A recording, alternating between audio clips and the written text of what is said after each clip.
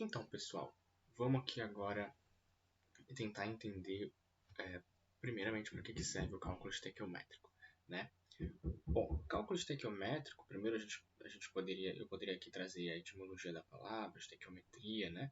Estequiometria nada mais é que medir, né? Você vai medir aí a quantidade de substâncias, de reagentes, de produtos que você tem numa dada reação, né? Então, por que a gente precisa fazer o cálculo estequiométrico? Justamente para a gente definir, para a gente quantificar não só o número de mols, o número de a massa também, né? A gente pode, às vezes a gente quer saber a massa em gramas ou a massa em quilogramas de uma determinada substância, de um determinado reagente na reação. Então, basicamente, o cálculo estequiométrico ele serve para a gente determinar a quantidade de substâncias presentes nas reações, né? Isso aí de uma forma bem simples, bem sintetizada, para você compreender aí o porquê que a gente usa o cálculo estequiométrico. E tudo na química, a gente precisa, quando a gente vai fazer algum experimento, seja na química analítica, principalmente na química analítica, na fisicoquímica, inorgânica, orgânica, a gente sempre vai usar uma quantidade específica de um determinado elemento, né? Ou melhor, de uma determinada substância. Né? Então, claro que existe a pesquisa analítica, né? A análise qualitativa e análise quantitativa. Né? Ou seja, na qualitativa a gente não se importa tanto com a quantidade, né, de reagente que a gente tem que utilizar. Já na quantitativa, que é de fato a parte onde a gente leva mais a sério essa questão da quantidade, a gente vai precisar dos cálculos estequiométricos para a gente poder delimitar o quanto de reagente que eu posso utilizar para fazer o meu experimento. Né? Então eu vou explicar isso para vocês ao longo dessa aula de hoje, certo? Então, basicamente, para que serve o cálculo estequiométrico? É isso, a gente vai quantificar a nossa reação, os nossos reagentes e produtos ali presentes naquela reação, né? Na interação entre aquelas substâncias. Bom, para ficar mais claro ainda essa questão dos cálculos estequiométricos, eles passam por duas leis que a gente chama das leis ponderais. Né? A primeira, eu acho que vocês já devem conhecer, é a lei de Lavoisier. Né? A lei de Lavoisier ela diz que na natureza nada se cria, nada se perde, tudo se transforma. Né? Já virou até um clássico bordão aí da química, que inclusive é utilizado não só pelas pessoas da química, mas também todo mundo conhece essa frase, mas também muita gente não sabe de onde que ela vem. Né? É desse químico aí francês chamado Lavoisier. Né? E basicamente essa primeira lei, essa lei ponderal proposta pelo Lavoisier, de que na natureza nada se cria, nada se perde, tudo se transforma, ela se aplica perfeitamente para uma reação química. Por quê? Numa reação química, você não vai perder reagente, né? Ou seja, a quantidade, a substância que eu tenho reagindo, no final eu vou ter que ter aquela mesma substância. Obviamente, né? Se você reage A com B, ele pode formar AB, é um outro composto, mas aquelas duas substâncias que tinham inicialmente, elas não se perdem, né? Elas não desaparecem, elas vão continuar ali, só que agora elas vão estar unidas, ligadas, né? Então, esse primeiro postulado, né, essa primeira lei, ela nos evidencia de fato o que é uma reação química, né? Por quê? Porque na reação química, como eu acabei de explicar, você não perde nada, né? Então, esse é um primeiro passo para a gente compreender um pouco sobre o cálculo estequiométrico, né? A gente precisa passar um pouco por essas leis ponderais. Mas a que mais importa para a gente aqui é a lei de Proust, né? Por quê? Porque o Proust, ele ressignificou, né? A ideia dele é bem parecida com a da Lavoisier, né? Por quê? O que ele diz? Que as quantidades de um lado da reação, ou seja, as quantidades de reagentes que eu tenho, tem que ser igual à quantidade de produto. Né? Ou seja, se eu tenho 2 mols ao todo de reagente, nos produtos eu preciso ter essa mesma quantidade. Ou seja, ele trabalha com a lei da proporção, a proporção estequiométrica. E isso é aqui o ponto central do cálculo estequiométrico. Para você trabalhar com cálculo estequiométrico, você precisa o quê? balancear a equação. E esse balanceamento ele vem da lei de Proust, né? que mostra que a gente precisa ter a mesma quantidade do lado dos reagentes, né? Ou seja, do lado esquerdo da reação e do lado direito da reação, ou seja, do lado dos produtos. Né? Então, esse postulado aqui do Proust, basicamente ele nos deu todo o norte que a gente precisa ter para entender o cálculo estequiométrico. Né? Porque para fazer o cálculo estequiométrico, para você poder entender aquilo, você primeiro precisa entender que as substâncias elas precisam estar na mesma proporção estequiométrica. Né? Então, vamos usar aqui um exemplo prático disso. Olha só. Inicialmente, o que a gente precisa fazer? A gente precisa entender a reação química e a interação entre os componentes envolvidos. Né? Então, conforme eu estava falando para vocês anteriormente, a gente precisa ter as mesmas quantidades de ambos os lados da reação química. Né? E, além disso, a gente precisa entender essa reação química de que sentido? Eu preciso saber quais são as substâncias que estão reagindo entre si. Né? Por exemplo, se eu tenho ácido clorídrico com hidróxido de sódio, eu preciso saber qual a interação química que essas duas substâncias vão ter para poder determinar qual vai ser o produto formado, certo? Então, esse é o primeiro passo quando a gente olha para uma reação. Eu vou deixar isso aqui mais claro para vocês no exercício que eu vou fazer agora. Pronto. Aqui nós temos um exemplo claro disso que eu estou falando, né? Eu dei o exemplo anteriormente do ácido clorídrico e do hidróxido de sódio, mas aqui eu coloquei o ácido sulfúrico. Né? Então, o que eu preciso entender na reação? Né? Então, o primeiro passo para você começar a trabalhar o cálculo estequiométrico é você olhar para a reação química. Né? Então, olha só, nós temos aqui o ácido sulfúrico que reage com o hidróxido de sódio e juntos, né, essa união entre essas duas substâncias, entre esses dois compostos, vai formar sulfato de sódio e água. Né? Então, ao olhar para essa reação, eu preciso entender quem são os reagentes envolvidos, quem são os produtos formados. A partir disso, eu vou poder saber como que eu vou balancear essa equação, a quantidade de que eu vou precisar ter em cada lado. Né? Então, basicamente, esse é o primeiro passo. Olhar para a reação, entender quem são os reagentes e os produtos.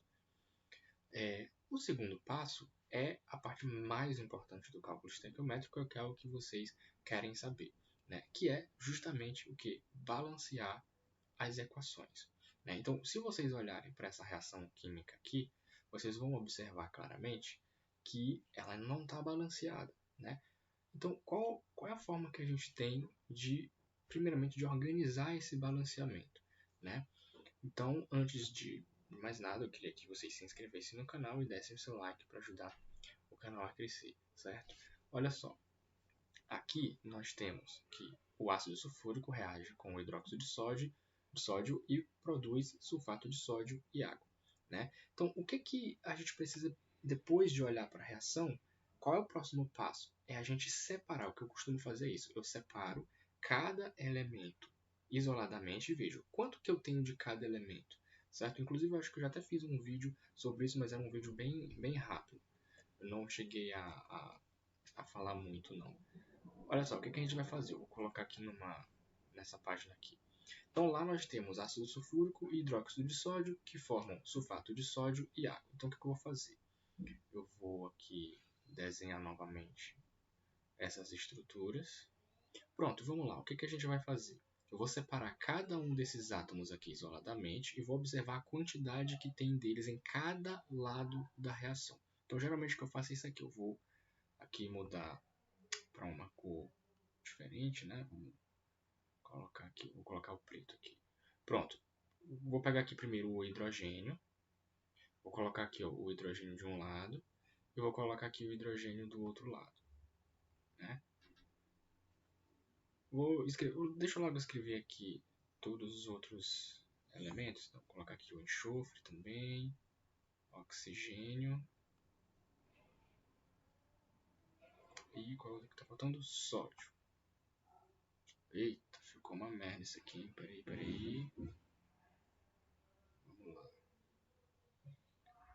Aqui, sódio, né?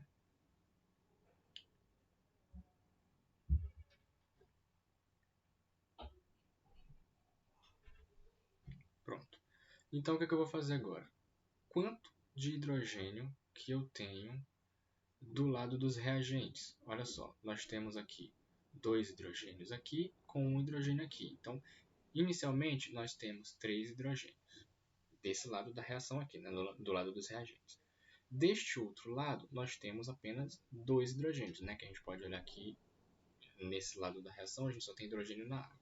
Então, aqui a gente já vê um desbalanceamento, né, desses átomos, né? Ou seja, pela lei de Proust, a gente tem que ter a mesma quantidade de hidrogênio, né? E a gente tem 3 de um lado, 2 do outro. Então, a gente precisa balancear a equação para igualar essas quantidades. Estão entendendo agora por que a gente precisa balancear as equações? Então, olha só. No caso do enxofre, vamos ver, a gente tem um enxofre deste lado e um enxofre deste lado. Então, no caso do enxofre, está tudo ok, né? A gente tem a mesma quantidade, então ele já está balanceado. Geralmente,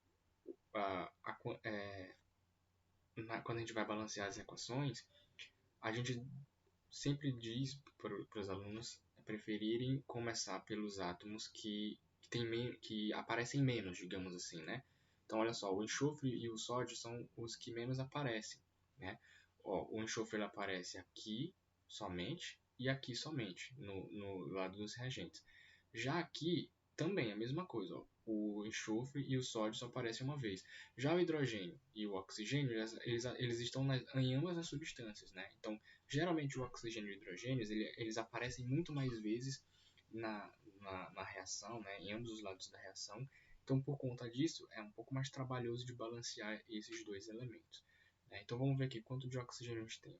De um lado, a gente tem 5, e do outro, a gente também tem 5, né? Então, olha só, curiosamente, hoje, pelo menos nessa reação aqui, o oxigênio já está balanceado. Mas daqui a pouco a gente vai ter um outro probleminha, olha só. O sódio, nós temos um sódio de um lado e 2 sódios do outro, certo? Então, o que nós precisamos fazer aqui? A gente precisa balancear o hidrogênio, que tem 3 e 2, e o sódio, que tem 1 e 2. Então, qual é a forma mais fácil da gente fazer isso? Deixa eu mudar aqui a canetinha. Simples, olha só. Nós temos 2 átomos de sódio aqui no sulfato de sódio. Então, se eu quero ter a mesma quantidade em ambos os lados, então eu vou colocar aqui, ó, 2. Pronto, então aqui eu já balanceei a quantidade de sódio que eu queria. Mas o meu trabalho ainda não acabou, porque no momento em que eu coloco esse 2 aqui, eu vou desbalancear então o oxigênio, porque agora eu já passo a ter 7 oxigênios, né? Porque antes eu tinha 5, né? Então agora eu vou ter 7. Então o que eu preciso fazer? Agora eu não vou mais mexer aqui no hidróxido, não vou mais mexer no sódio. Eu só preciso observar então a quantidade que eu vou precisar colocar deste outro lado para igualar agora o oxigênio.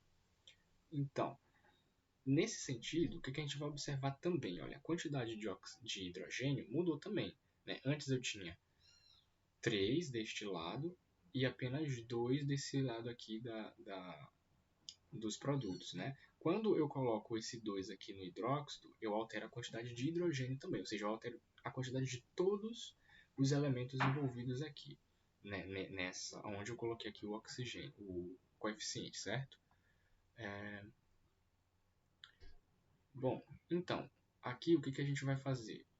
Como agora eu já tenho que eu aumentei essa quantidade, então eu vou ter 4 hidrogênios, né? Que são 2 hidrogênios aqui e esses 2 hidrogênios aqui, então eu tenho 4.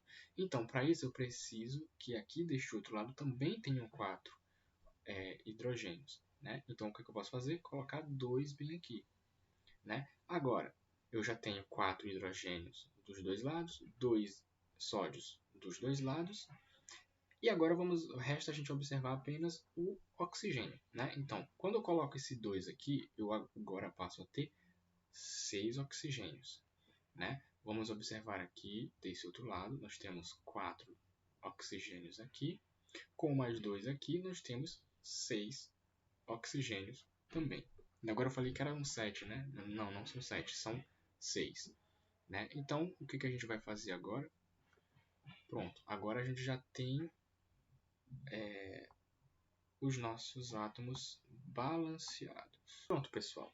Temos então agora a nossa equação devidamente balanceada, né? Olha só, nós temos 1 mol de ácido sulfúrico que reagem com 2 mols de hidróxido de sódio e produzem 1 mol de sulfato de sódio mais 2 mols de água. É assim que a gente lê a nossa equação, né? E aí no final basta a gente colocar isso aqui, ó.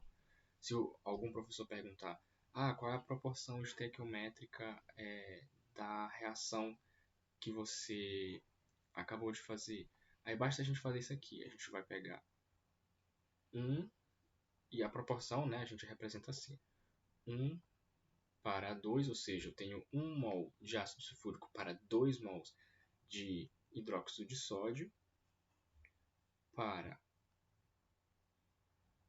1 e, por fim, para 2. Né? Então, é assim que você vai ler então, a proporção da reação química, certo?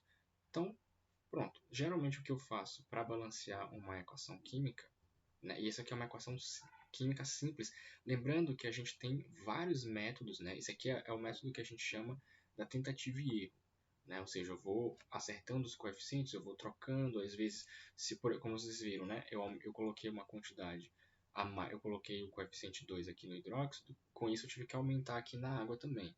Né? Então, a tentativa e erro é isso, eu vou acertando os coeficientes, eu vou alterando até eu conseguir encontrar a proporção perfeita. Mas existem métodos que não dá para fazer isso, mas a gente vai ver em outras aulas, né? Como é o método redox, o método da matriz, método do sistema linear, né, que a gente diz. Então, existem vários outros métodos de balanceamento de equação que não cabem nesse vídeo aqui, né? A gente vai ter que fazer outros vídeos sobre esse tema.